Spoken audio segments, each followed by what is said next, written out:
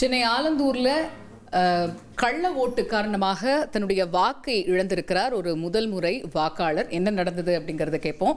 செய்தியாளர் சங்கரன் நினைக்கிறார். சங்கரன், என்ன நடந்துச்சு? ஏன் இவருடைய வாக்கை இழந்திருக்கிறார்? முழு விவரங்கள் என்ன? வணக்கம் காயத்ரி. இன்று காலை முதலே அனைத்து வாக்குச்சாவடிகளிலும் விறுவிறுப்பான வாக்குப்பதிவு நடைபெற்று வருகிறது.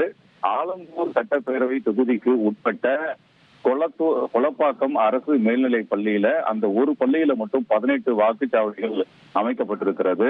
10,850 வாக்குகள் அந்த பள்ளியில் அமைக்கப்பட்டிருக்கக்கூடிய சூழல்ல 11 மணி நிலவரப்படி 4,250 வாக்குகள் பதிவாகி இருந்தன. இந்த நிலையில அங்க இருக்கக்கூடிய வாக்குச்சாவடியின் 143ல வாக்களிப்பதற்காக அங்க இருக்க அதே பகுதியைச் சேர்ந்த தர்ஷன் என்ற இளைஞர் அவருக்கான அந்த பூத் ஸ்லிப்பு மற்றும் ஓட்டர் ஐடி கார்டு ரெண்டுத்தையும் வச்சுக்கிட்டு நீண்ட நேரம் லைன்ல நின்றுட்டு வாக்களிக்க போகும்போதுதான் அவர் தன்னுடைய வாக்கு ஏற்கனவே பதிவாகிவிட்டது என்ற ஒரு தகவலை அறிந்து அதிர்ச்சி அடைந்தார்.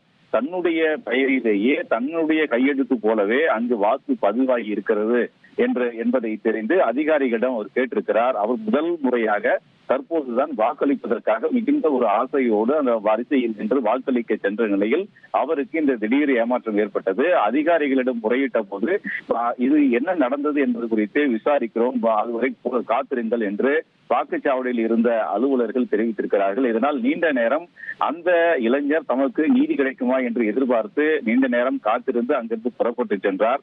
தன்னுடைய வாக்கு முதல் முறையாக வாக்களிப்பதற்காக வந்த நிலையில் தன் வாக்கு கள்ள ஓட்டாக வேறு யாரோ போட்டிருக்கிறார்கள் என்ற ஒரு அதிர்ச்சியான செய்தியை நம்மிடமே தெரிவித்தார். எனவே இது போன்ற கள்ள வாக்குகள் பதிவாகுவதை தடுக்க வேண்டும் என்பது அங்கே இருக்கக்கூடிய பலரின் கருத்தாக இருக்கிறது.